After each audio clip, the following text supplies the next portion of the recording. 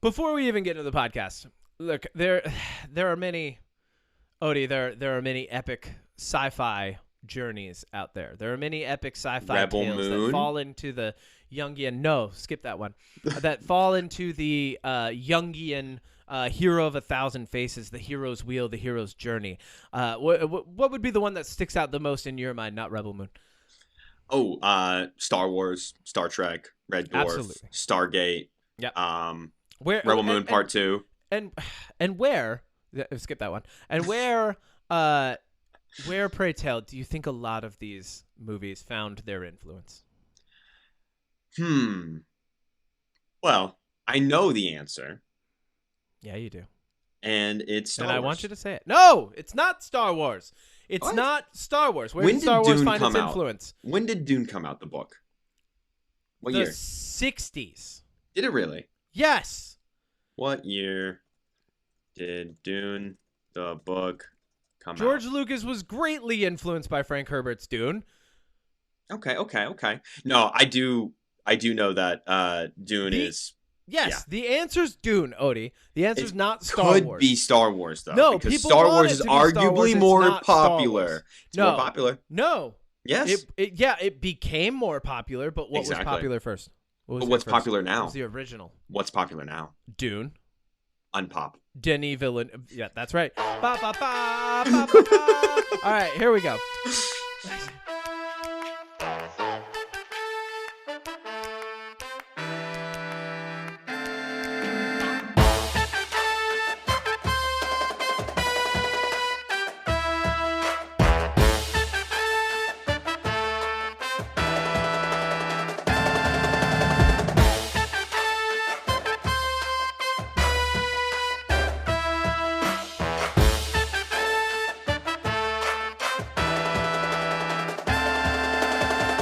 You ready to clap? Why does it keep doing? That's a thumbs down. It did emojis. I was just trying to get. Yes, I'm ready to clap. All right, ready? 3, 2, 1. Welcome to the Dune episode of the Unpop Podcast. I'm gonna put in some sound effects, some ambiance. What some happened to our Hans Zimmer sitcom laugh track for that you. we were gonna do? We're not You did that funny for enough. okay, so- that's fair. So this is the Dune episode, and it's gonna be ambient. Wait, is it Dune or Dune? Dune. Dune or Dune? Dune. Okay, D-U-N-E. Dune. Dune or Dune Dune. or June? That's enough of that. So Denis Villeneuve has brought Dune back to life. Has done an amazing job with this.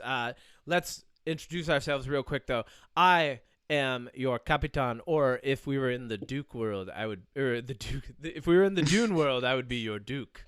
Duke Kevin Miner, piloting this wonderful house to a deserted planet, or not deserted, a desert planet where the richest resource in the galaxy lays. With me, as always, is Odie Matthews. What is the chef equivalent of cooking up content? You're still just a chef. I'm still just a chef. Still just a chef, Odie Matthews. They them. Still cooking up just content. No upgrade in the Dune universe. Yes, you Can I be executive chef in the Dune universe? No, you would just Why? be chef. Damn. Chefs are more likely servants because it's a very Oh God, I don't want to be a servant. It's a feud. You are though, and you will serve this house well. Okay, can I be like Cuba Gooding Jr.'s chef character from the Pearl Harbor movie where I still get to fight? No. Oh. Okay. Sorry. You are. Right. I said it's a feudal system. All right. This episode, this is one of our deep dives this season. We're gonna do 2 deep dives, and then the season is complete. But we couldn't complete it without doing these, and I chose Dune. I originally was going to do Warhammer, but then realized that was a little too much. Yep. And if I'm going to do Warhammer, I'm going to have to do multiple deep dives over the course of multiple seasons of this show. Let's wait for which the maybe Warhammer I will movie. No. And then do a deep dive. Okay, maybe. Oh. I'm going to do the deep dive around the time the movie comes out. I'll consider it. Okay. I might get into it next season. You never know. It all depends on where my hyperfixation leads me. Can't wait for my deep dive. So this is Dune. Odie, what do you know about Dune? Okay. Other than that, it influenced Star Wars, your favorite franchise. Yes, I do know that. And I know that there is the House Atreides. I Okay. know that they are not liked very well. No, I know, they are. well, they're not liked by the Emperor Yes. because he sends them to a planet Yep. in order to, and then he sends another people to wipe them out. And on this planet is spice, which is basically like the gold or crack or unobtainium or whatever you want to call it of the I'm Dune glad you said universe. that. All right, that's enough of the plot. All right, I'm glad you said unobtainium. I know more though. Okay, but that's great. That's enough for now. Okay. I'm glad you said unobtainium, and I want to get this out of the way. Dune is so much. If you watch Dune, if you absorb the information in a Dune book or a Dune movie, this is the superior sibling or distant relative, even I would say distant relative at this point, to James Cameron's Avatar. Okay, and I want to get this out of the way before I even start breaking down this movie. First off, naming mechanisms way better. We'll get into it, right? Avatar naming mechanisms, super weird. Secondly, and I'm gonna get this off my plate. I know this isn't the Avatar episode, but when you call something unobtainium, I don't care if it's a real word that exists in the world. It's a dumb word, first It's off. dumb. But Very dumb. secondly, you're telling us what's going to happen with it. Is it going to be obtained? No. Secondly, you're telling me that human civilization discovered an entire alien planet, right? And with all of these things, and the only thing it cares about, like, the only thing, it's a lush planet. Look at all of the different fruits and things. And, like, you're telling me that the only thing that the military is doing on that planet is going after unobtainium? Get the fuck out of here. I like that you said that because compared to Dune, where it's like there's nothing on the planet, so there's not any, like, that's the only thing to do is to get the rare spice. There's But the spice, you're right. baby. On the Avatar universe, and I just want to say this because I have my qualms with it. I hate the fact that we have all this technology, we have this ability, like, Yeah. we're on this planet, we can make literal clones and put someone's mind of the alien species in them just to go talk to them. And the whole purpose of these blue bodies is just to go be friends with them so we can get the mineral on their planet. We don't want to, like, learn their culture. We don't want to, like, see if there's anything else that's of value. No, we just want to destroy and it's very heavy-handed, like, environmentalism. But, like, at the same time, be more creative. I feel like if I was in that universe, I'd be like, this just sounds like colonization with extra steps, guys. It literally is. It literally we're just making is. this unnecessarily complicated.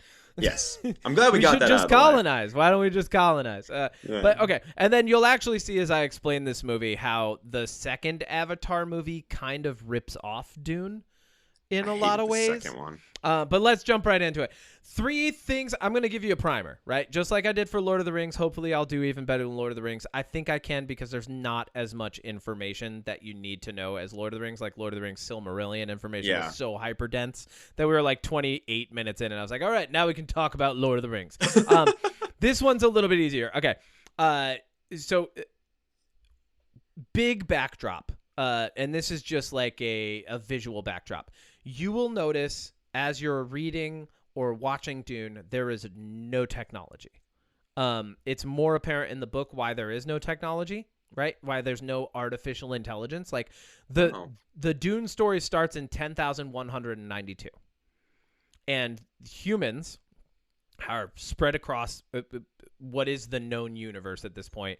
There are no supercomputers. There's no Death Star type stuff. There's none of that. The reason that it is so technology light is way distantly, like thousands of years ago in the backdrop of Dune, there was what was called the Butlerian Jihad, right? Now, we know the word jihad, and there's a lot of words that are borrowed from proper English language. So you can assume maybe at some point Earth existed in the Dune universe. We're not 100% sure, but like probably.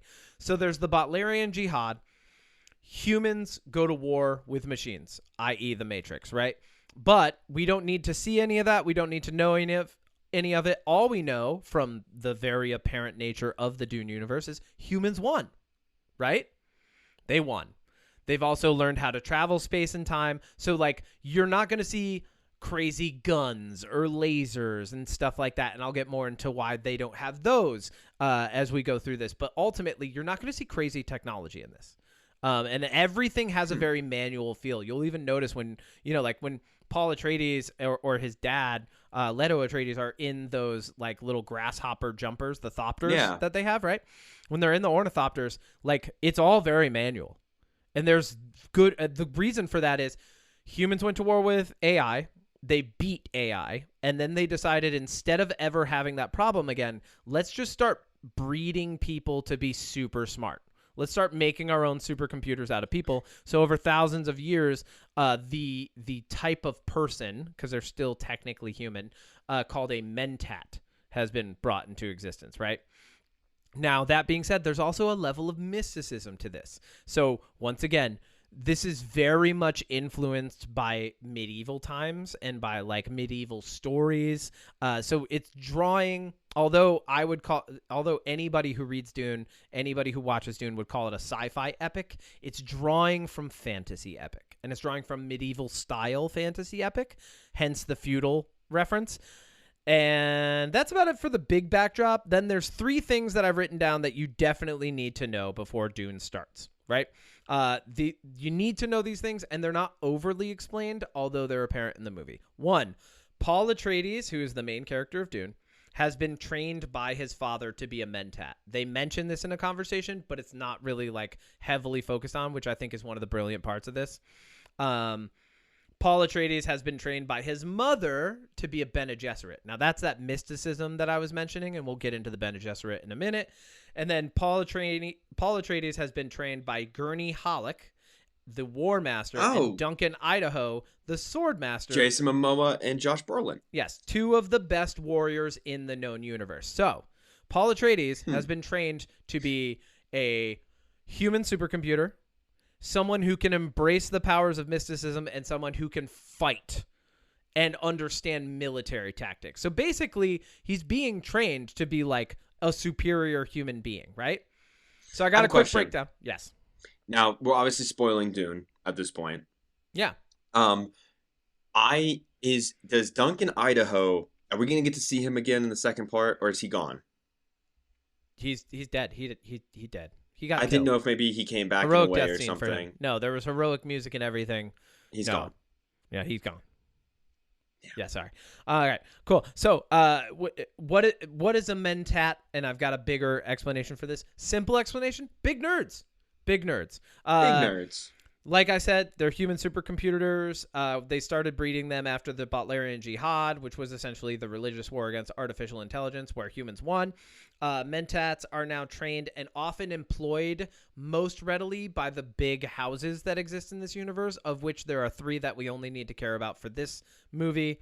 And then, like, the best example, the most readily available example is a guy named Thufir Hawat, who is employed by House Atreides, right?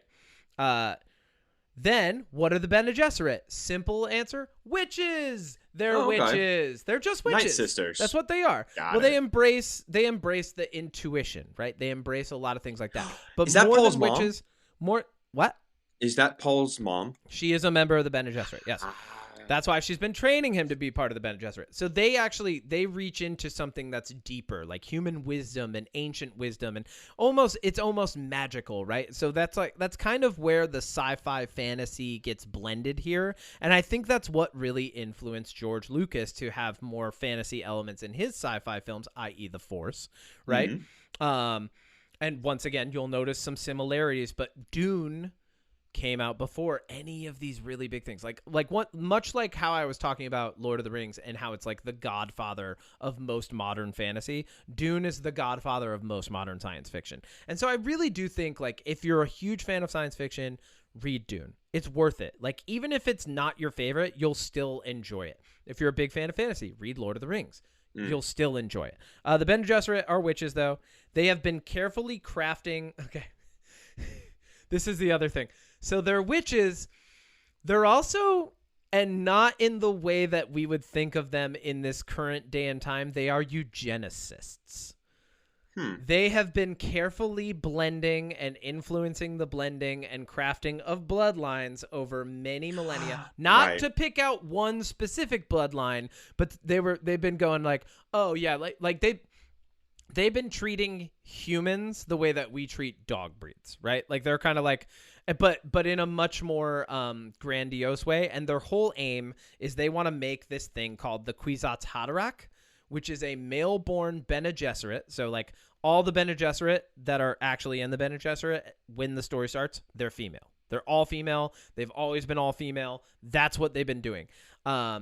And they're trying to breed the Kwisatz Haderach, which is a male Bene Gesserit born that can use this ability that they have called, it's basically like future sight. It's the sight. But there's certain areas that they cannot see. And they believe that after years and years of carefully selecting and breeding this into existence, they would eventually create the Kwisatz Haderach, which is this boy or man eventually who can see where they can't see, which would give them like much greater power in the known universe and hopefully bring about peace. So they do have like a benevolent aim, but ultimately the means by which they're going about it, I think if you were to look at them ethically, you'd be like, yeah, that's kind of fucked up. So that's them. Interesting. Yeah. Then let's get into the players of Dune. Okay, because there's some big players, and you just need to know these names. This is, once again, just backdrop. The spacing guilds. Think the East India Trading Company never went away, and now they own the shipping routes of space, right? That's what it is. They're not the best people, but they're around. The Landsrad Council, which does get mentioned as the Landsrad Council and then also mentioned as the High Council. Basically, it's a supreme court of the universe to help solve disputes between the big houses. Okay? The Bene Gesserit, who I just mentioned, the Sisterhood of Machiavellian Eugenics. They are manipulating things from behind the scenes, and we'll get into how they go about that, why they can go about that the way that they do. As we go through this. And then the three great houses are the real players that we're going to focus on, which are House Atreides. Mm-hmm. So that's Paul Atreides, his dad, Leto, his mom, Jessica, who's actually his dad's concubine. Once again, we're talking like feudal, almost like medieval influenced. House Harkonnen, that's Baron Harkonnen. These are the people who were in charge of Dune up until the Atreides get possession of it. And House Carino, which is where Emperor Shaddam comes from. And you said the Emperor doesn't like House Atreides. Yes, that's important. Let's do a quick breakdown of the houses real quick just to finish laying the groundwork for this. House Atreides from Caladan, right? That's their home planet. It's Caladan. Their symbol is a red hawk. Once again, if you look up these symbols, they're very medieval looking. Like it's a red hawk over like a coat of arms, right? Duke Leto's ring actually has a hawk on it in the movie. You can see like there's a bird on it. Like it's supposed to be the red hawk. It's gold because it's on a ring, but Denis Villeneuve did a very good job of incorporating all these details without overly explaining it to us. But what that also does is for some people who are used to things being overly explained to them, it's a little confusing.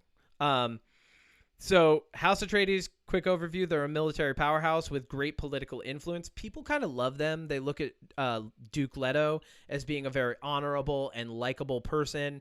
He basically, like, they're kind of looking, and he's a cousin to the Emperor, first cousin, I think. So if the Emperor and a couple people around the Emperor were to die, House Atreides would assume power in the universe. Basically, they become the next big house, right? So that's where the threat kind of comes in, and that information's not 100% in the movie. Does that make Paul his like second cousin then? Something like that. That's going to become more important as the movies go on. House Harkonnen, they're from Gadi Prime. Their symbol is an orange ram, right? So an orange ram.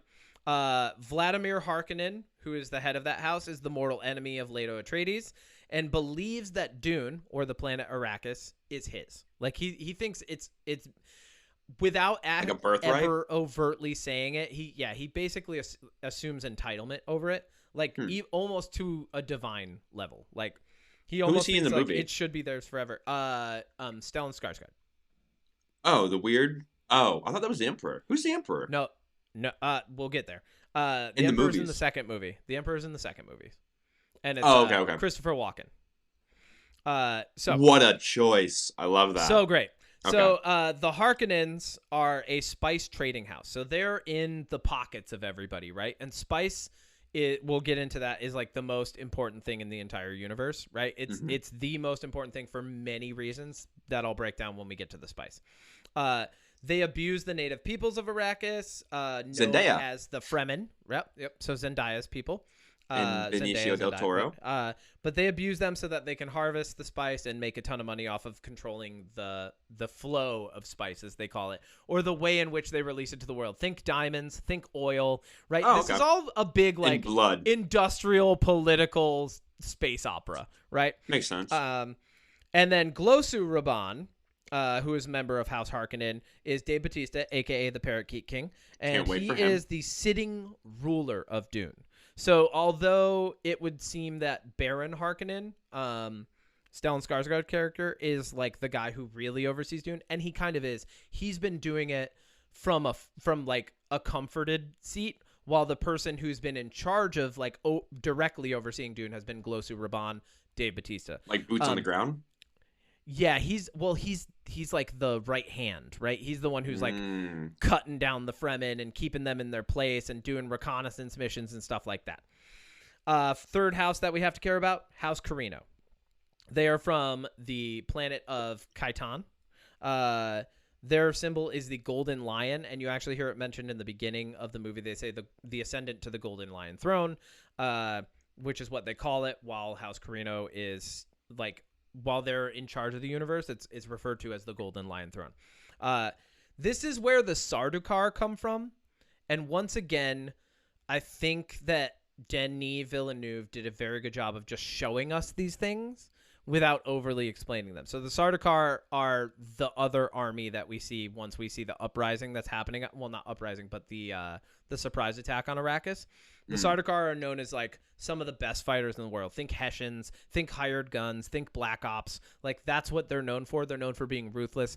The only house that can really like compare to them and maybe beat them would be House Atreides by themselves. But it's actually kind of rumored amongst the like big houses that like in order to take down the Sardaukar, you'd have to use all of the military might of the known universe. They're that tough. Yeah, they're that regarded. And then Emperor Shaddam IV has the Golden Lion's throne. Emperor Shaddam Carino the Fourth. So, that's that house. Now, any questions about anything so far? Who is Austin Butler playing in the second part? Fade Rotha, who is essentially a hired assassin, part of House Harkonnen. You can see by like his look, like he's got the typical bald and black appeal that they get, right? And then I believe Florence Pugh is playing Iluna Carino, who is the Emperor's daughter. I cannot wait. It's gonna be great. Any questions? Denis Villeneuve. Yeah, me too. Him and Greg Fraser make a great team for this. Yes. I mean, one of the things that I think, whether the plot of Dune interests you or not, Denis Villeneuve is really good at making really good-looking and incredible movies that nobody sees. Oh yeah, for sure. He's easily one of my favorite directors. He is my favorite. And the work that he and Greg Fraser were able to put together for this it's amazing. Love that man. So here's what I really love about Dune. They hand you the entire plot in the first act. Like the entire plot. They give you every single setup you need moving forward. Everything after that becomes the hero's journey. So I really want to take like some good time to break down this, because the first 30 minutes of this movie are so dense. Yeah, like there's so much happening. And if you're not paying attention to all of it, which we've talked about this, like second screen viewing is a thing. AI writing things is a thing now. Like there's not a lot of it's not that there's not a lot, but like there's more and more opportunity in our lives to have entertainment on in the background and not be paying attention to it. But this is something that's very intentional, something which I love, and like you have to pay attention when you're watching it. But just in case you didn't, or in case you are interested in just hearing the plot of this, I'm going to be breaking down visually and metaphorically what's going on in the beginning of Dune. So the first act, we're on Caladan, right? Mm-hmm. But before we get to Caladan, there's like this little intro bit, and I want to compare this. This is really funny. There's actually a lot of like lines that I could draw between the other thing that I've broken down, Lord of the Rings. But in the beginning, Zendaya is explaining what's been going on Arrakis, right? So like, but the first thing that happens, so very beginning of the movie, it's blank, and you just see on the screen, dreams are messages from the deep. And that's spoken in the Sardaukar language. So the language of House Carino is used in the beginning of this movie, and it says dreams are messages from the deep. And then you almost see like, you're kind of seeing a dream sequence, but Zendaya. I say Zendaya. Can I say Zendaya? I have you no say idea. Zendaya. I say Zendaya. All right, so Zendaya is then explaining what's going on Dune. She's giving you the backdrop that you need for this particular movie. She's saying, like, the Harkonnen showed up. They're oppressing us. They're taking the spice so that they can bring it to the different spacing guilds so people can use it, because it's this really, like, super, super rare an amazing resource. It's only found on Arrakis, and it's only found because of the sandworms. So let's do a breakdown on spice real quick, just so people understand what it is. First off, it's called the spice melange in the books, right?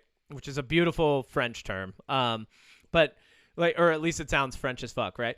But like, so the spice melange, also known as geriatric spice, which is not the name of every single Spice Girl as they get older. Oh my god! But geriatric spice. So they call it the geriatric spice because spice has been known to, one, help mentats and spacing navigators, who are essentially mentats, these human supercomputers, to be able to use their sight ability and their predictions to safely travel across time and space at high speeds. Almost instantaneous. Like hyperspeed.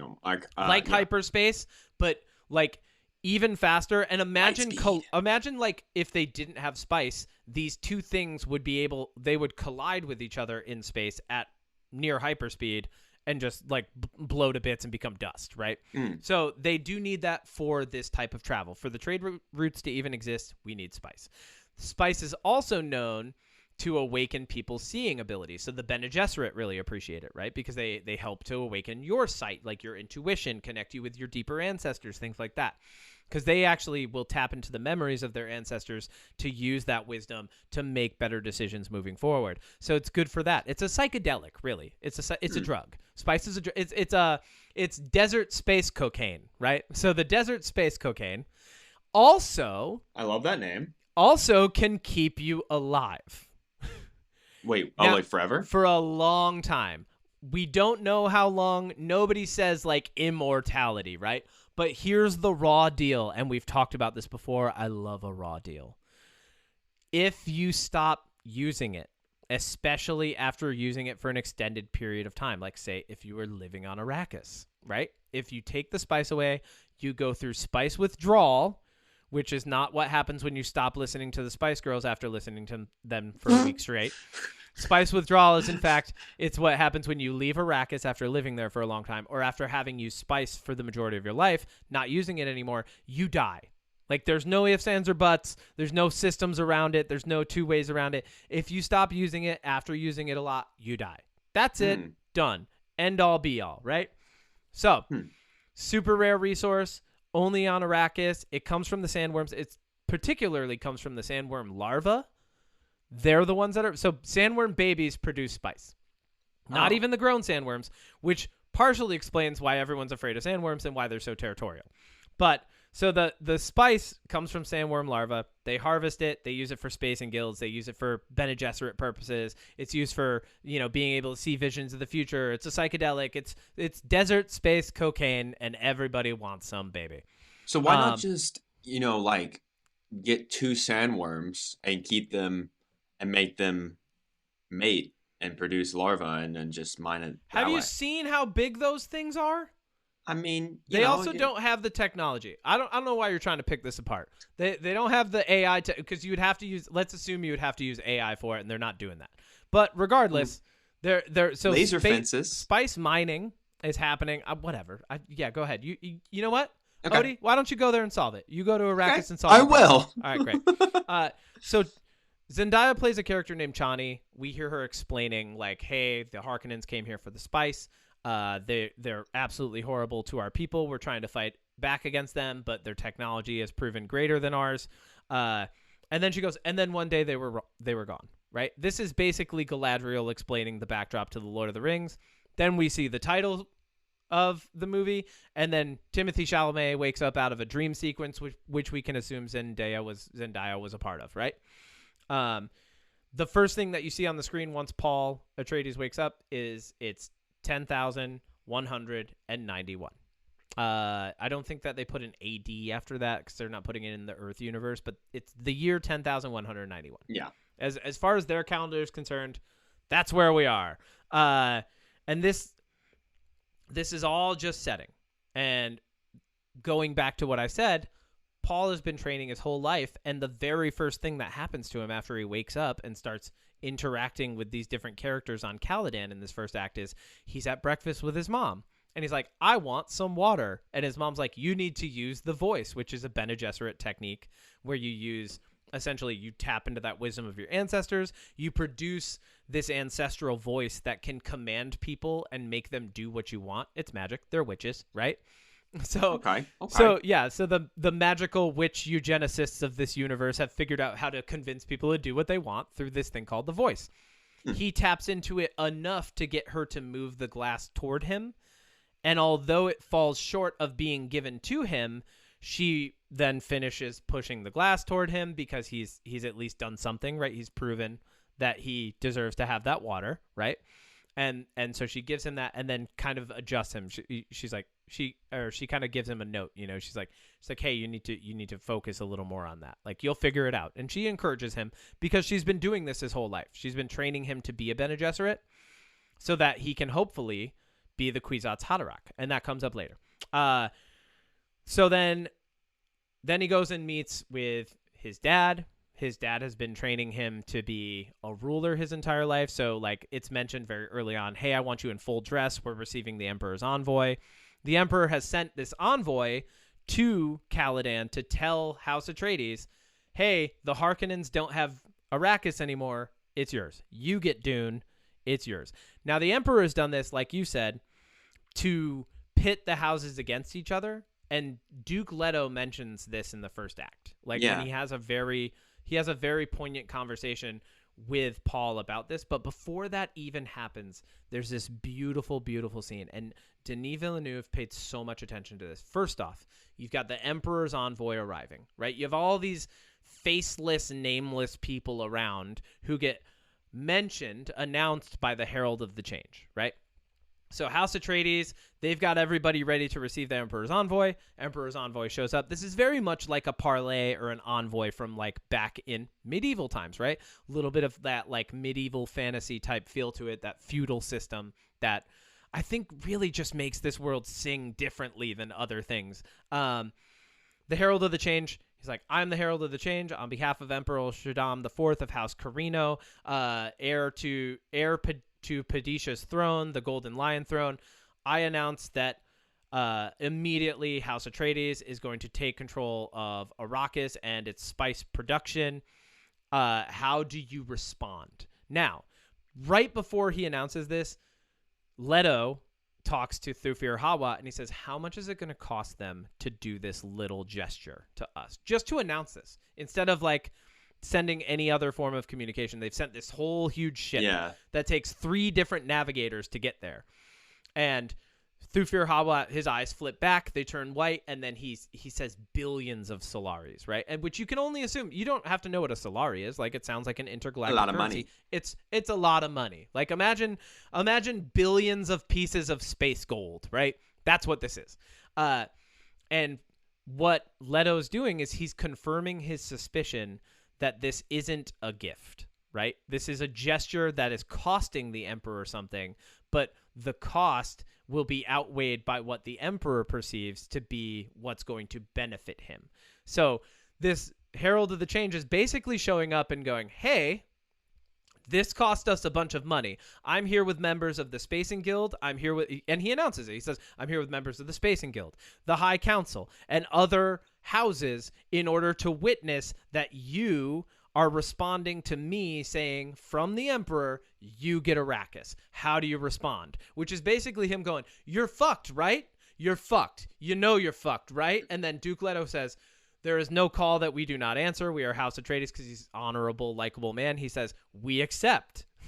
And he goes, that's basically him going, yes, I understand that what you're saying is you're trying to fuck me. Yeah, he fucked and then up. the other guy looks at him and he's like, and nods. And then Leto nods. And there's this beautiful political, like, they don't have to say anything else. You're like, this is tense. They both know that this is not what's actually going on, right? Yeah. And then the Herald of the Change even motivates him, like, because, like, he looks at the paper that announces it and makes it official. And, like, he even has, like, this nice little, like, he's like, your seal. Like, he's like, you have to put your seal on this or else it's not going to go through. And then had he refused, the Emperor would have had cause to go to the High Council and say that they've refused this. We can wage war on them now. Oh. We can force them to do what we want, right? I was going to ask you, like, what would happen if he was just like, nah, I don't want to do that. Then the Emperor would have shown up with Sardaukar and likely Harkonnens, because the Harkonnens hate the Atreides. So it would have been the same outcome almost anyways. They would have died faster, right? It would have been worse, really, because they would have been on their homeworld, and their homeworld would have been bombarded, right? Some, like, a little tidbit, it doesn't come into the movie at all, but, like, atomic weapons exist in this universe, but they exist only for the purposes of using against things that aren't human, and if humans use them against other humans, it's grounds for immediate planetary eradication. So, like, you could use them against sandworms? Yeah, I guess so. Oh. If you wanted to. That probably would get you eradicated as well, though. Yeah, probably. Yeah. So all these people are there, and, like, we're kind of going through and we're meeting these characters. So we got Jessica, we got Duke Leto, we got Thufir Hawat, right? Gurney's standing there, Gurney Halleck, right? Josh Brolin's character's there. I like Gurney Halleck. And they're all receiving this. The only person who isn't there, who flies in the scene afterward, is Duncan Idaho. Now, the importance of the scene with Duncan Idaho is to show how much of a brother to Paul he is, right? This is his sword master. This is someone he's been, like, in friendly competition with in a training scenario his entire life. This is someone he could place, like, the care of his life in the hands of, right? And so they have this really nice back and forth where Paul's like, I want to go with you, and, you know, Duncan's like, well, you'd have to convince your dad, but I don't think that's happening, right? So then Paul goes to try to convince his dad. His dad's like, you can't go to Arrakis ahead of me. You have to be a ruler, right? So, like, you've got this nice scene with Duncan Idaho where he reveals why he's going to Dune in advance. And then you've got, like, so he actually goes, like, way ahead of time for them. And then Duke Leto in the following scene, and this is really beautiful, they show a bowl on the gravestone of Paul's grandfather, goring Paul's grandfather. This was a man who risked his life to do something that brought him pride, and he died for it, right? And Duke Leto even mentions it in the conversation, because Paul's like, well, grandfather fought bulls for sport, and you won't send me to Arrakis? And he's like, yeah, look where that got him, right? Yeah. And they're in this, like, cemetery, right? And this is where I think probably one of the most important lines of the movie happens. So, like, there's a lot of different lines that kind of play into each other, but this one kind of stands out on its own. Leto says, he says, your grandfather told me that a great man is not, he's not a born leader. He's called to lead, and he answers. And then he follows it up. He goes a little bit further. He says, and if you're called to lead and your answer is no, you've already been everything I've ever needed you to be, because you're my son. And that is, like, the perfect scene, because what it does is it removes the tension from him being called to lead the house. And it shows just how much Leto actually cares for his son as a person and not just the future of his house, which is something that, like, in contrast to Baron Harkonnen, who we see pretty early on in the movie, who's like, we want to, like, squeeze the flow of spice throughout the galaxy so that the prices skyrocket, so that when we go back to Dune, because we want to fuck up House Atreides while they're there, we can take over and then start releasing more spice at a higher price because we're back on Dune, right? And, like, so he's revealing this, like, money motivated plot, while Duke Leto is having this really, like, beautiful human moment with his son on Caladan. Then we move to we move to Paul training with Gurney Halleck. And this is because Duncan Idaho's left, right? So his Swordmaster's gone, and then the War Master comes in. Now, the difference between Swordmaster and a War Master, Swordmaster's training you for combat. A War Master trains you for tactics. Right. So he's been training Paul his entire life already anyway. And you can even sense their relationship before Gurney's in the room. Because he says, you shouldn't, we've already told you shouldn't be in a room with your back to the door, right? Like, this is what he thinks about. He thinks about assassins. He thinks about plots. He thinks about tactic and positioning and where you are at all times. And that's where his mind's at. And it's tiring for Paul. And Paul's like, I'm really not into this today. And he's like, I'm not in the mood. He's like, mood? Like, Gurney Halleck, like, this triggers him because he's the War Master. And then he goes after him. He's like, there's no mood for combat. Like, you think combat happens when you're in the mood? No. He's like, no, it could happen at any time. And then they turn on these little force shields, right? And I just want to touch on these for a quick second. The force shields are why you don't see guns. And you even see Paul, like, brings down the sword pretty quick on the shield, pretty quick on the shield, pretty quick on the shield, slow. And when he brings it down slow, the shield turns red because it registers the slower movement. And it vibrates, right? But then the sword breaks through. And they even say this, the slow blade pierces the shield. Now, what has happened is humans have decided that these shields are how they're going to defend themselves against projectiles. So that's why you don't see guns. That's why you don't see bazookas. That's why you don't see lasers, because those are all high speed. Right. And high speed gets blocked by these shields. Like, it just gets deflected. It's null. But as soon as you're moving at a certain, like, lower speed, it can't block it. Like, that's the range, right? And so there's almost like a code of honor to that, right? That everybody has these shields. And you might ask, like, well, why don't they just make full-on force shields? Like, it's like, well, because then there's not really as much of a movie or tension in any of the fight scenes. But it's cool to have those rules. I like that rule. So let me ask you this about the shields, because it's not really... I need to rewatch this movie, but... Hit me. Do they have, like, a health meter where, like, if you had, let's say, so, like, if you had, like, a 50 cal machine gun and you're like, I'm gonna put 500 rounds in this bitch, eventually it'll break, it's, like, indestructible. Yeah, no, the shield would block all the bullets feasibly, but then you even see later, and we'll get into it, there are weapons that have been designed to have continuous propulsion, so as the shield fights them, the resistance goes up and up and up, slowing the thing down until it goes through the shield, right? That's what happens to Leto later, right? The dart. Remember the dart? Oh, yeah. Yeah. So continuous propulsion is another way that you can go against the shield, right? Because it'll get slowed down, and then all of a sudden it'll penetrate. But there's a really important line between Duncan Idaho and Paul Atreides before we leave the planet, where the first line of the movie was, dreams are messages from the deep. And then Duncan Idaho, who is very rooted in combat and real life in the moment, he says, dreams make good stories, but everything important happens while we're awake. And so I love that, like, they took this thing that could have just been the theme for the movie, and then they're like, yeah, but also here's a concession to that statement. Yeah. Right? So all the important things that are going to happen are going to be while you're awake, but these dreams they're going to be messages for you, but everything important is going to happen while you're awake. So I really like that they've done that through two different lines in the movie, right? Then we move on to them, like, Gurney Halleck kind of, like, he explains how brutal the Harkonnens are to Paul before they leave. He's like, you've never fought against Harkonnens. They're brutal. Like, he even emphasizes that word. He's really trying to, like, he's not trying to make Paul afraid, but he's trying to, like, instill in him this idea that they're going to a hostile place. They're only going to be in danger for the foreseeable future, right? And then he just kind of leaves him with that message, and he's like, all right, cool, see you later. Like, we're leaving soon. Get ready. That's training for today. And then there's one final scene on Caladan that's super, super important before we go, and that's the Gom Jabbar scene, right? And this is the scene where the Bene Gesserit come down to the planet under the cover of darkness in their own little ship, right? Because that's how they move. They do things in the shadows in secret.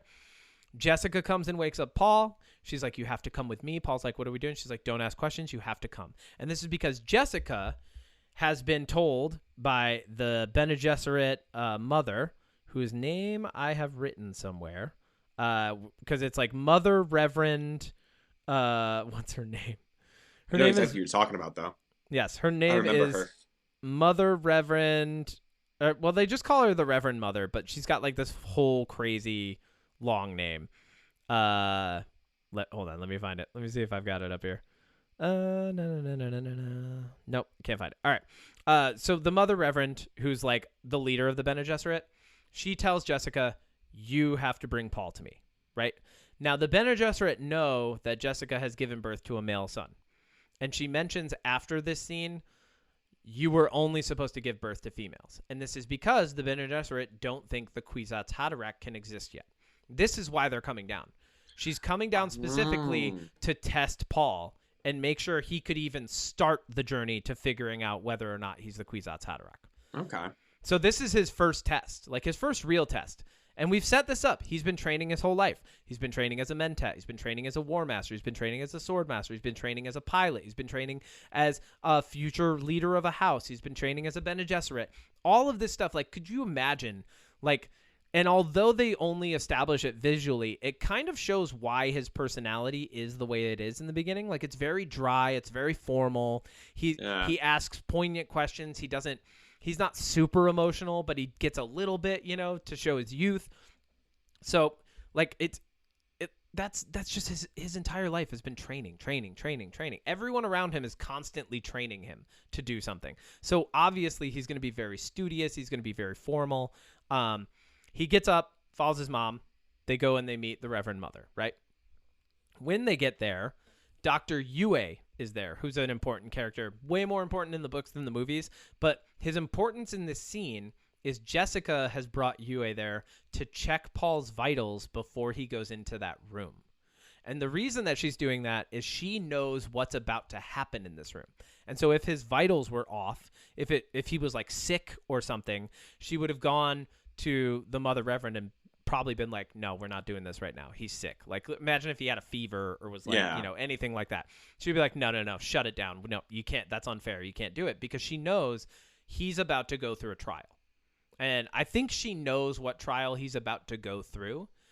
And then she brings him in, and, she's like, the Reverend Mother just immediately, she's like, "You have eyes like your father." And she, like, the way that she says it, you can already tell she doesn't like this at all. And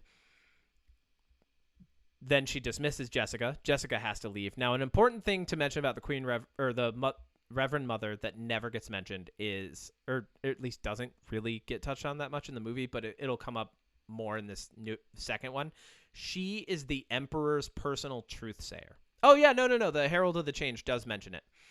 She is the Herald says, and a member of the best Bene Gesserit, but she is the Emperor's personal truth sayer. This is someone who, in the presence of the Emperor, would tell the Emperor if someone was lying. Like a lie detector, human lie detector. She is a human lie detector. Her intuition is so great that if you told any lie, she could just be like, "That's a lie, kill him." That's who this person is, right?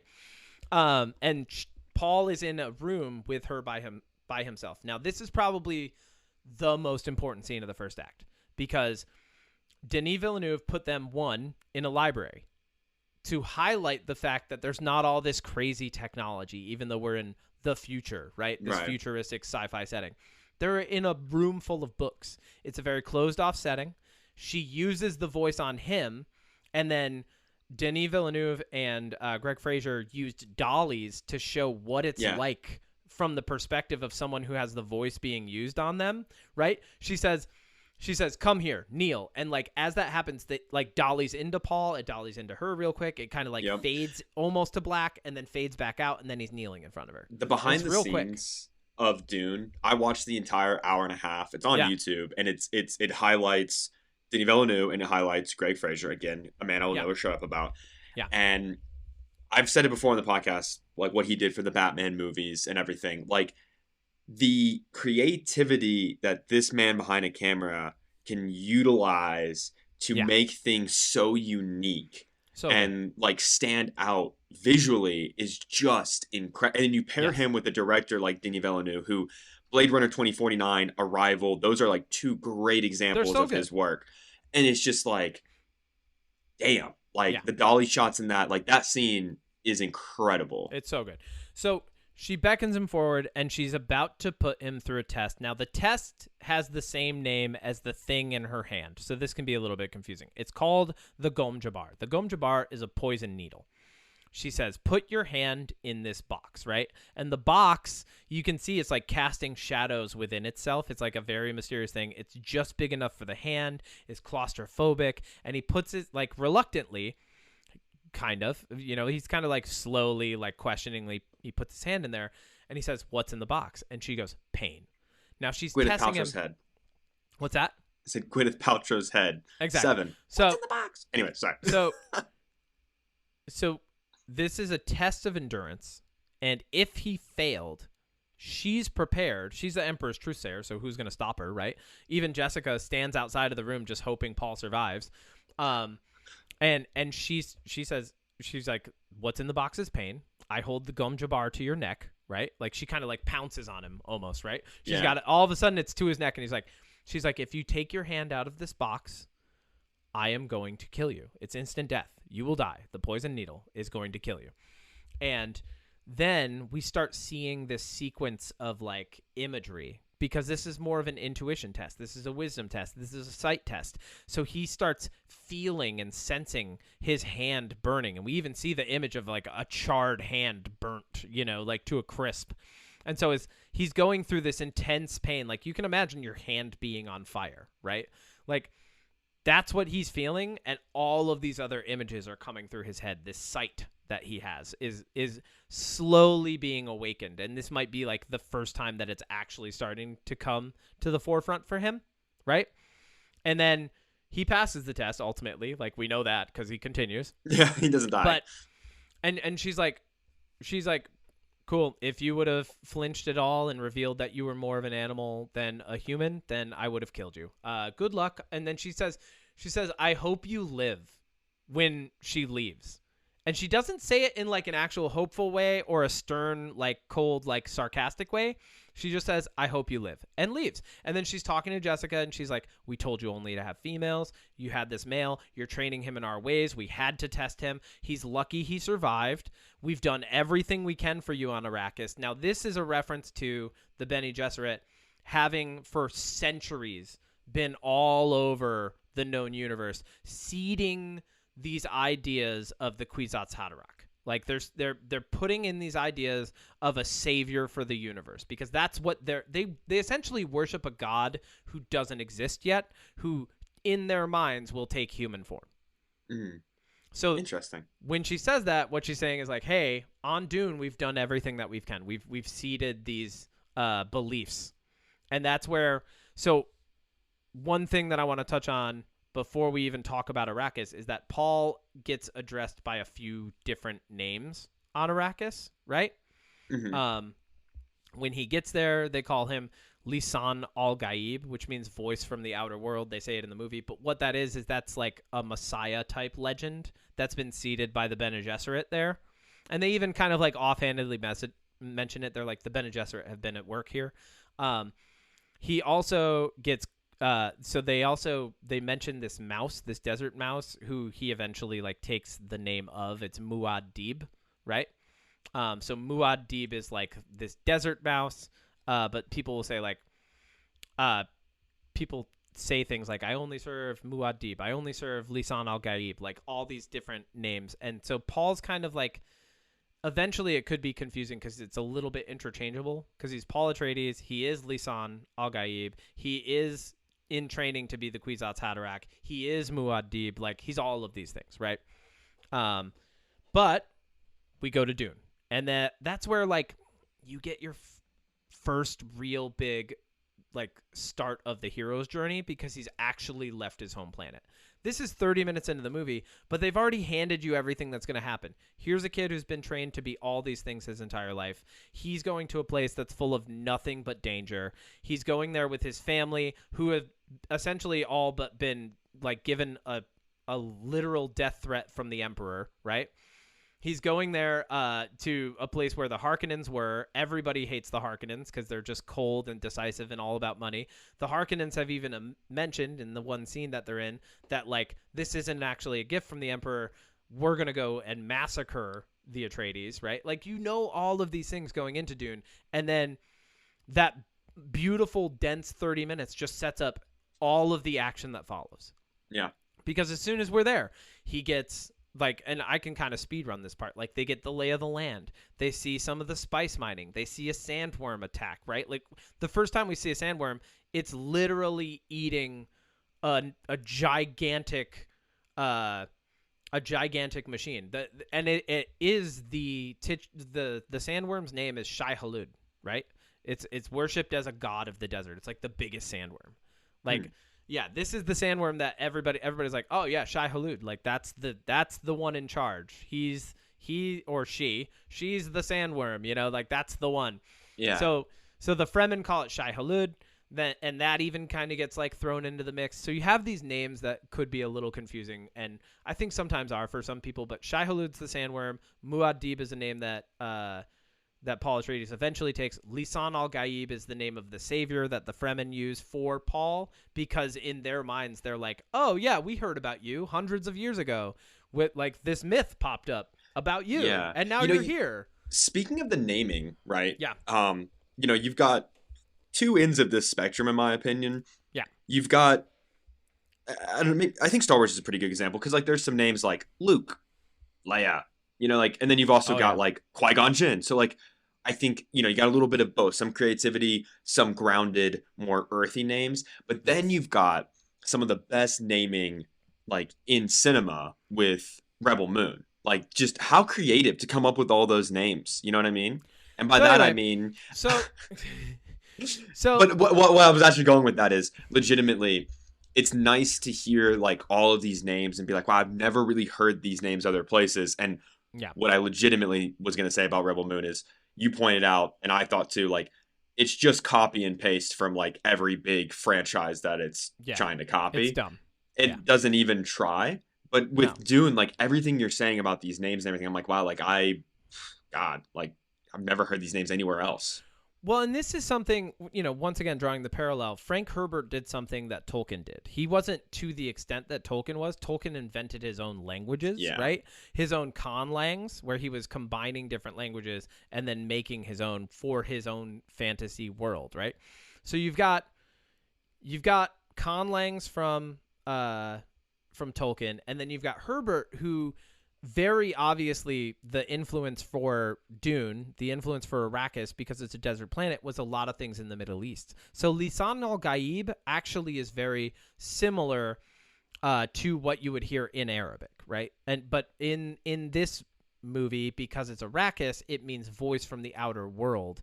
I think in Arabic, it would be like tongue of enlightenment, I think is the name. Like Lisan al-Gaib, I think is tongue of enlightenment, right? So like, but then in this movie, it's voice from the outer world. Shai Hulud, which is like the sandworm's name. That's very, very, that makes me, it actually makes me think of one of my favorite spices, Ras al Hanout, right? So like. I thought you were going to say, what's. Geriatric spice? Or knee replacement spice. Yeah, right. Knee replacement spice. Hip surgery spice.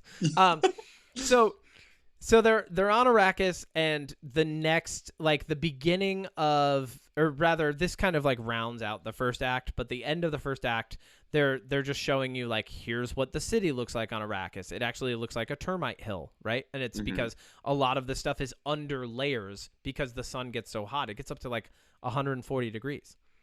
And you can't be out in that, right? No. And I like that they just say 140 degrees, and we all know what that is, and that's it. And there's no other metric for it. They're not like going crazy. 3 with seasons. It. Yeah, they're not, yeah. There's no seasons like that. Yeah, they're just like 140 degrees, and we're like, we know that's hot. Like that's really hot. Yeah. And then they show like how bad the Harkonnens left the equipment. They didn't leave all the tanks there for them. They've really set them up for failure. Then we meet the leader of the Fremen, played by not Benicio del Toro. Is that Benicio del Toro? No, it's not Benicio del Toro. What's his name? Hold on. I don't remember who all was in that I'm group looking with it up. So we Zendaya. got Zendaya's character. Her name's Chani, Mhm. right? Uh, and then we've got, where is it? I'm looking it up right now. Stilgar. Stilgar is essentially like, he's like a leader of the Fremen. He represents the Fremen people. When we first meet him, Duncan Idaho, it's revealed, is alive. And Duncan even says he's like I've never had to fight so hard in my life to survive, and it was against the Fremen. He's like, they Javier must have Bardem. watched me. Javier Bardem plays Stilgar, who's an amazing character. And like Duncan Idaho's like, yeah, I invited their leader to come here to talk with us because Duke Leto's idea is to do the opposite of what the Harkonnens did. The Harkonnens show up and they're like, we're going to oppress these people. We're going to make them feel the pressure of us being here, and the spice is ours now, right? Duke Leto's like, we don't want to just harvest your spice and piece the fuck out. We want to ally with you people. And he even says, Duke Leto's super smart. He says, here on Caladan, we had water and air power. And you can tell that's what's important. There's these vast sea frame shots that happen on that planet, and the skies are huge. So, of course, yeah, sea and air power. That's what they I had. just also, I want to say, because I feel really dumb, Benicio del Toro is not even in this movie. It's Javier Bardem. I don't know why I thought. Yeah, but I honestly, sometimes I confuse. So every once in a while, I'll be like, was that Benicio or Javier? My bad. I have the same issue. But like, so he's like, on Arrakis, we need to cultivate desert power. So Duke Leto is coming there with this intention of allying with the Fremen and creating an even stronger house for himself, right? Right. Which is, I think, super smart. I don't know why the Harkonnens didn't do that. Probably because they care more about money than anything else. And they would rather own it solely than share anything. But that's the difference between the houses. So we're learning these things. There eventually is an assassination attempt on Paul, right? Mm-hmm. The little hunter seeker, they call it, that comes in. That's one of those things that would use continuous propulsion to try to break his shield. Because you can even see him turn on his shield. And then when it comes at him, because he's been trained so well by Gurney, by Duncan, he's able to catch it and smash it, right? Thufir Hawat, being a Mentat of great honor, thinking to himself how he didn't predict that this could have been possible, tries to hand in his resignation. And I love Duke Leto's response, because this part of this act just shows how smart he is, how much effort he's putting into like the survival of his family. He's like, you would resign when my family's life is most in danger? No, you want to make up for this? Go find the rest of these assassins, which is just so good. I love that he's like, I don't accept your resignation. I don't care. Yeah, that's smart, actually. You have to protect my family. Eventually, we get to the big scene that breaks us up into Act 2, Act 3, which are so Act 2 begins with the attack on the House Atreides by the Harkonnens, who have gone to Khaitan to get Sardaukar. And the Sardaukar, in that scene where you see them, like, they've got the people hanging upside down who didn't make it through training. The Sardaukar, they're like the Navy SEALs of the Empire, right? Like, if you didn't make it through training, you're out. A little more hardcore in that they will then hang you upside down and bleed you and use your blood as part of a ritual for, like, anointing the future Sardaukar, right? Yeah, a little like, extreme. Hey, remember these guys that you trained with? Yeah, we're gonna rub their blood on your face now because they didn't make it. So, but you can carry them with you and bring honor to them through your actions. Because the Sardaukar are just hardcore militaristic, and the Harkonnens go and they get like 3 battalions, I think, of Sardaukar, which is still a decent fucking amount. I think it's like somewhere around like 30,000. And one thing that I want to point out is, like, we get very focused on what happens around the immediate vicinity of House Atreides.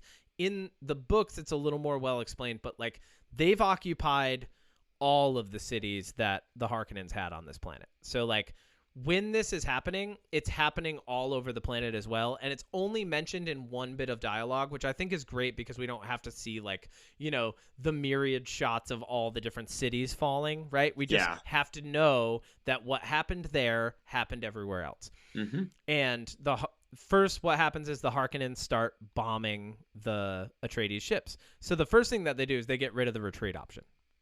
They get rid of the retaliation option. Like, ships are gone, they're blowing up, and they've cut the power to the city, right? So they've cut the power, they're bombing ships.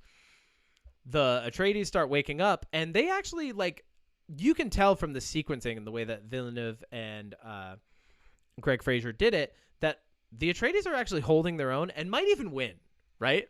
Like, they're actually doing really well against a surprise attack because they're so well trained. And there's even that beautiful scene on the staircase of all the different Atreides guys fighting in an almost phalanx fashion with spears and short swords against the Harkonnens, and they're just cutting them down. But then the Sardaukar come and land, and when the Sardaukar start landing, they just start massacring the Atreides from behind. So it's a proper like pincer attack, and what's happening there is happening all over the planet. Duncan Idaho actually escapes. Paul Atreides and his mom are captured by the Harkonnens and taken away, presumably to be executed. And then this is where like the real hero's journey opens up. I should just to like kind of touch on it. Leto, like the reason that the Harkonnens were even able to do anything was because they captured Dr. Yue's wife, who has a bigger role in the books but is not in the movie. And that's fine because like all you need to know is that Dr. Yue betrayed the family. That's how they were able to get in. Dr. Yue is even the one who shoots that dart that has that continuous propulsion that goes into Leto's neck.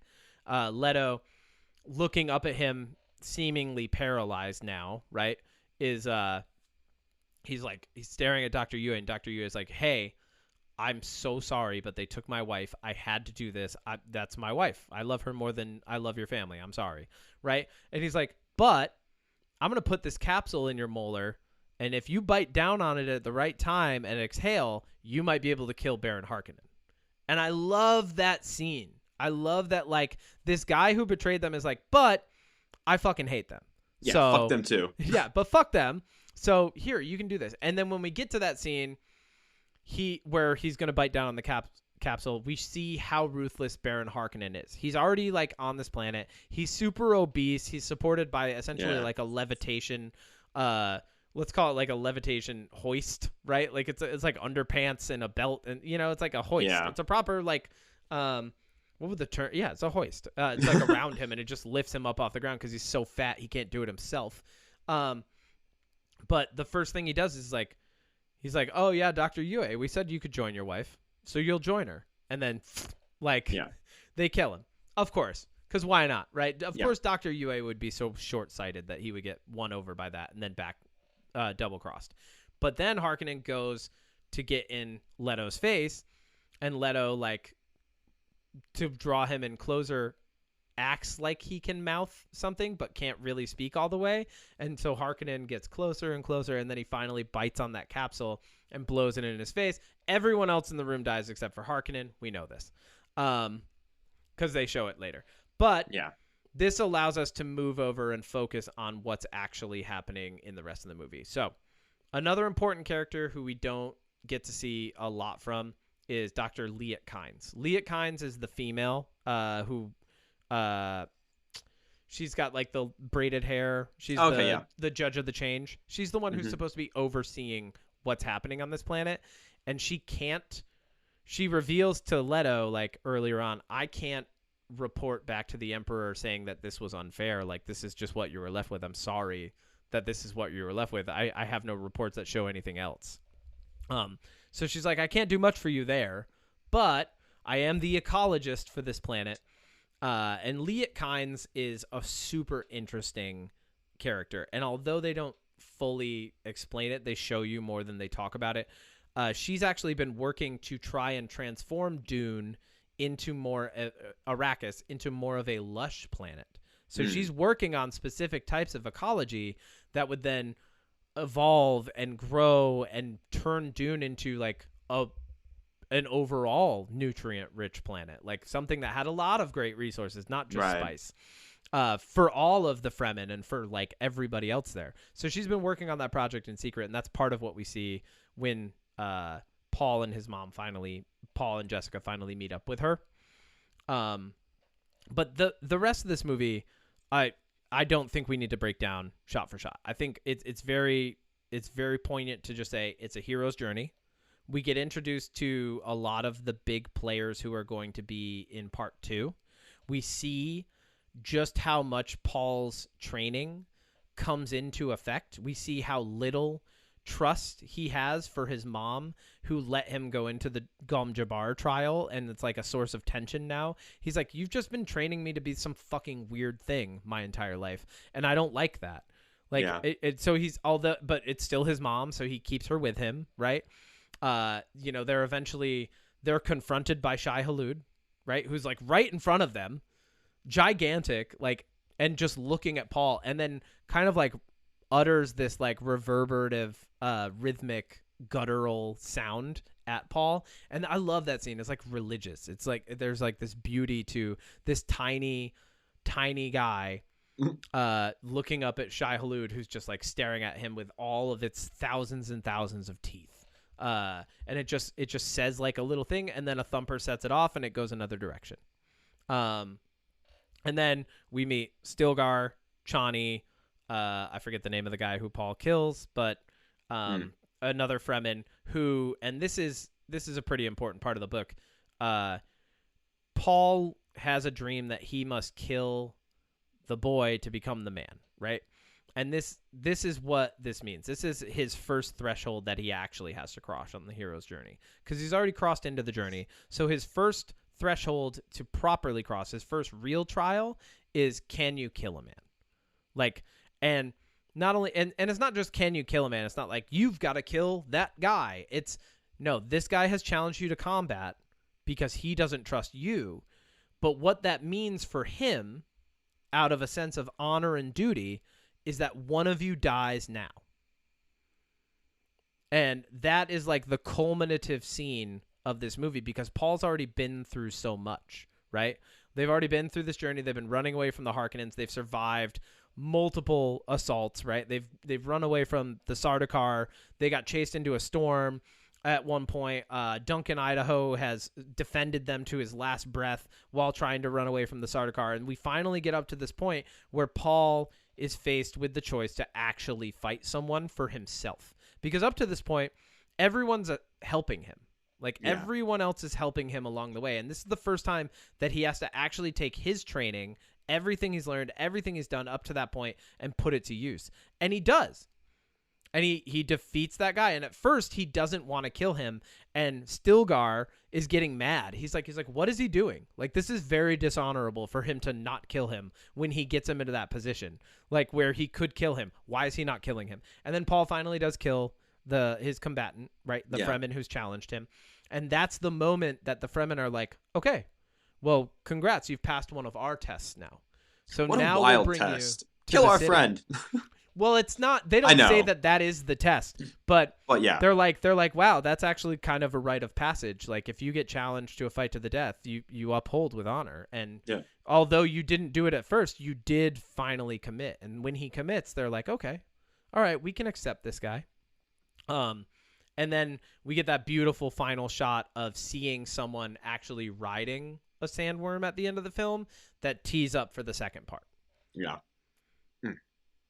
So that's my deep dive into what we need to know about Dune so far. I really kind of wanted to get into that because the second part's coming out, and I feel like clarifying some of those players, some of those things that are explained more visually or in like one-off sentences rather than like over-explained in the movie.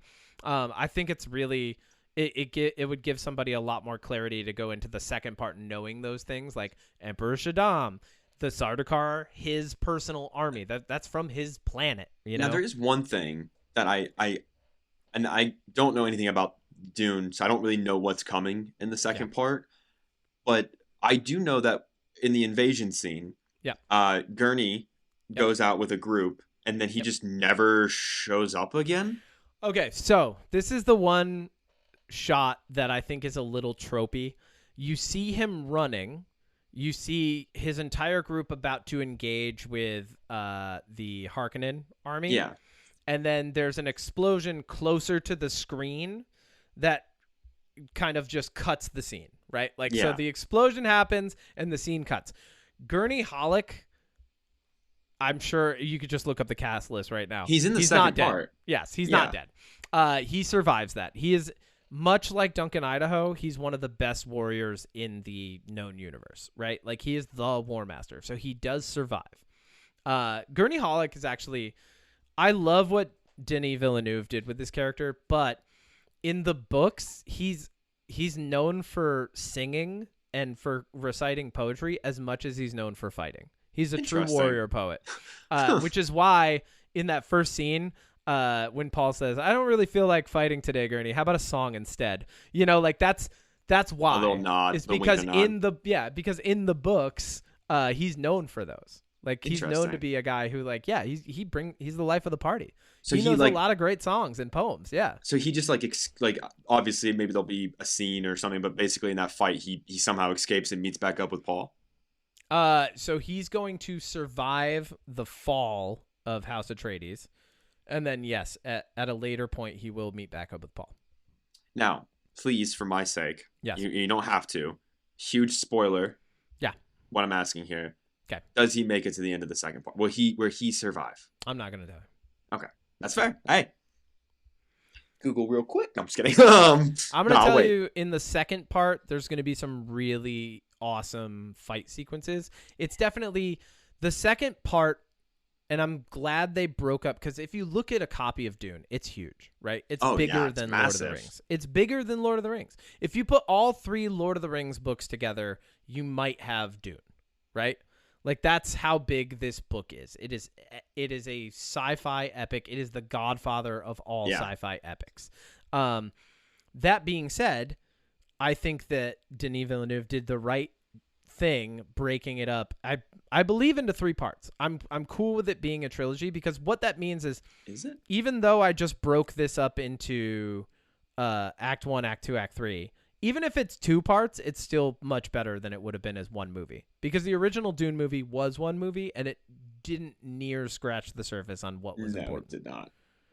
It's only 2 parts. I think the third one that you're thinking of isn't there like another book in the Dune universe? So there's a bunch of other books in the Dune universe. So I think it's one of those that he might be doing as I don't see it on his upcoming. So the second part, the first one was like 2.5 hours, right?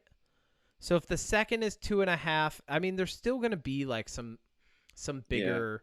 Well, I think once again, it's going to be the case where like there's a lot of stuff that's shown or mentioned or alluded to, but doesn't get overly explained, because the book is very detailed and does go into a lot of things. I think Denis Villeneuve is doing a good job of picking the most important pieces of the meat of the book. That's what it looks like. And kind of breaking that up into these movies.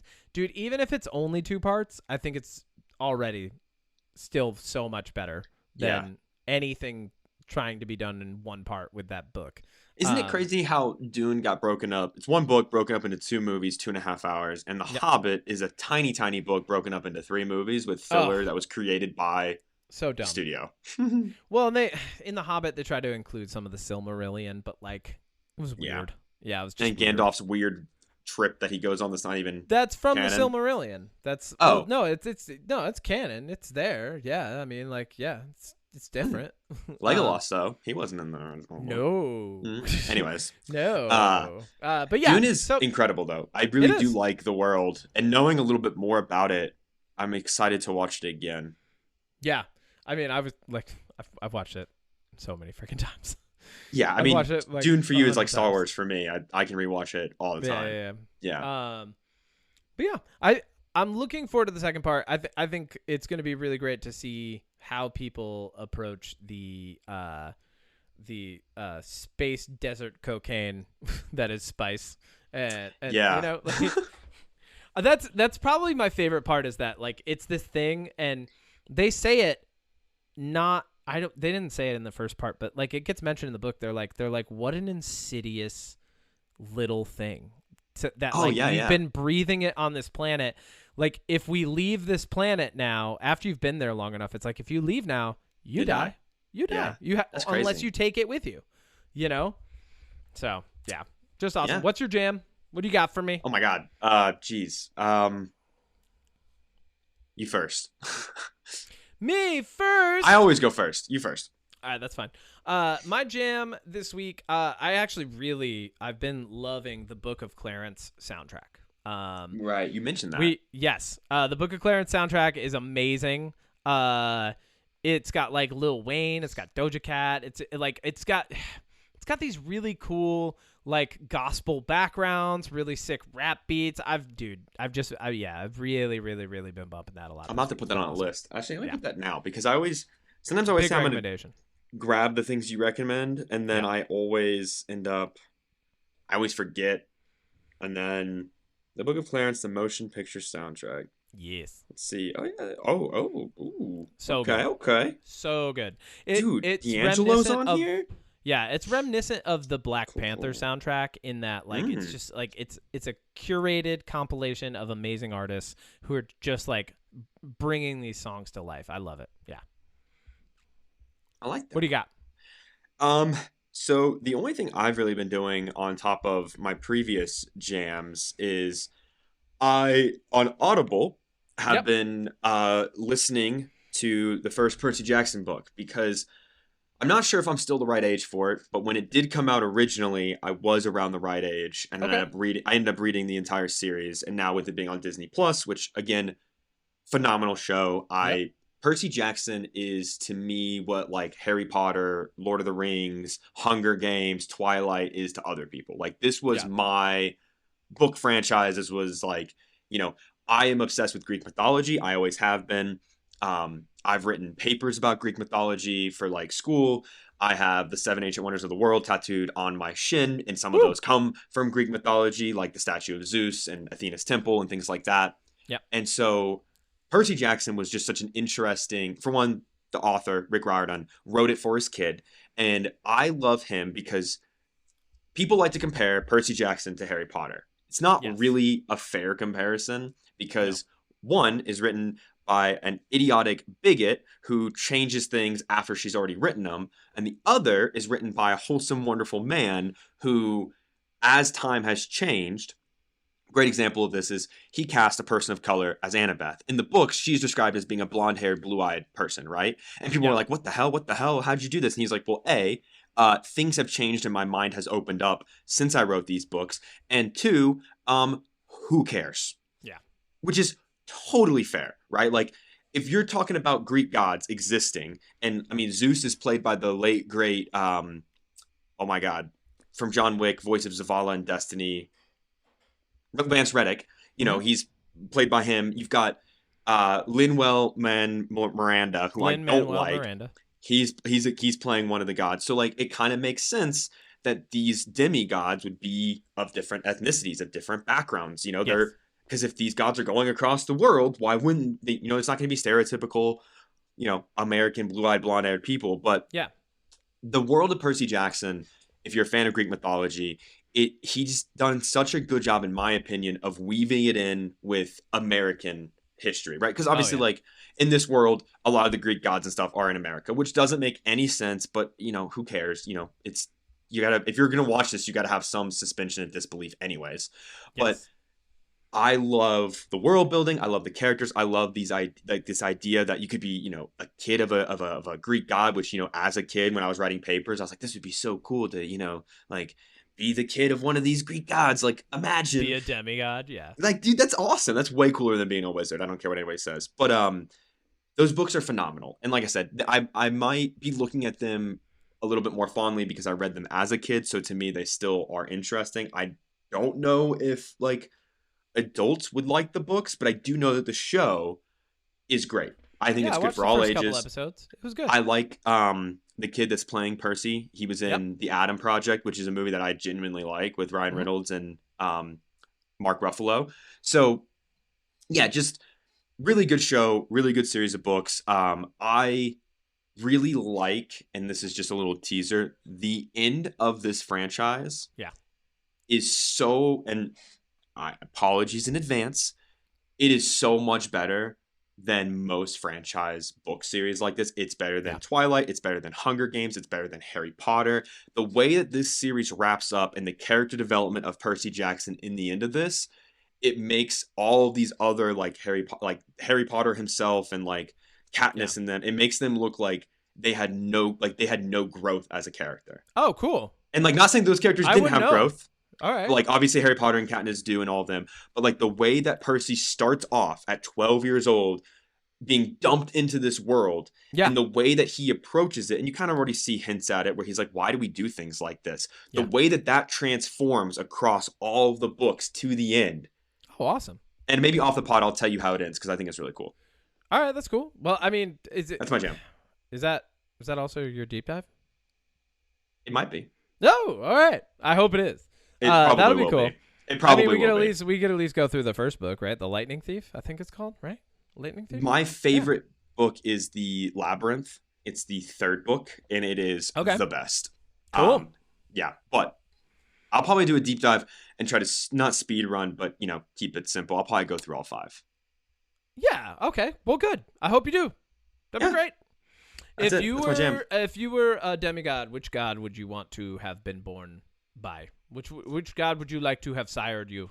Okay, so when I was a kid, I wrote my paper that I was the kid of Ares. Now, as a mature, not really just thinking about war all the time as a kid. Because you're a little kid, you're passionate, right? And I was, I'm a Marine, so obviously. Yeah. Now, I would probably say most likely Athena. Okay. Or still relatively war related, yeah. Okay. Or Apollo. Okay. I could see that. Hunt, wilderness, tracking. Apollo's dope. And Athena, wisdom, war. Like, I wouldn't mind being a tactician. More of like gunnery, bringing it back. Gunnery. Whatever you say his name. Gurney. That's it. But yeah, what about you? I mean, do I just have to pick Greek gods? I guess I do. I would. So if we're picking Greek gods, I would definitely go. I would want to be. I think desired outcome, probably like demigod status under Zeus, because he's king of the gods. So I mean, I would like to be thunder, lightning, relatively related. Yeah, that'd be pretty cool. Either I would say either Zeus or Hermes is messenger of the gods, but he's not a god, right? Is he? No, he's a god. And then either Zeus or Hermes, because I feel like those are two cool ones where like if you're a demigod son or daughter of Zeus. Actually, no, you know what? I pick Hermes, because Zeus's wife Hera was famously jealous. So I feel like if you're a kid under Zeus, chances of infant mortality go up 100%. Not 100, but they go up real high. But if it's Hermes, people are like, oh yeah, he's just flying all over the place. That makes sense. Yeah, of course he's got a couple extra kids around. Yeah, it makes sense. And also, if you're in the Percy Jackson universe, Poseidon, Hades, and Zeus would technically be like a 1 in a million shot because they're not supposed to have kids anyways. Oh, okay. The only Greek god that I 1,000% would never want to be the kid of, Poseidon, because I hate the water. That'd be the worst. Well, imagine being the kid of Poseidon and being like, I fucking hate the ocean. What am I supposed to do now? Oh my god! So you would love Dune, if you were on Arrakis, honestly, oh my god, that. I would love. I love the desert. I love the desert. Sweat, yeah. Oh my god, it's great. Sign me up for real. Hell yeah! All right, that's it. That's it.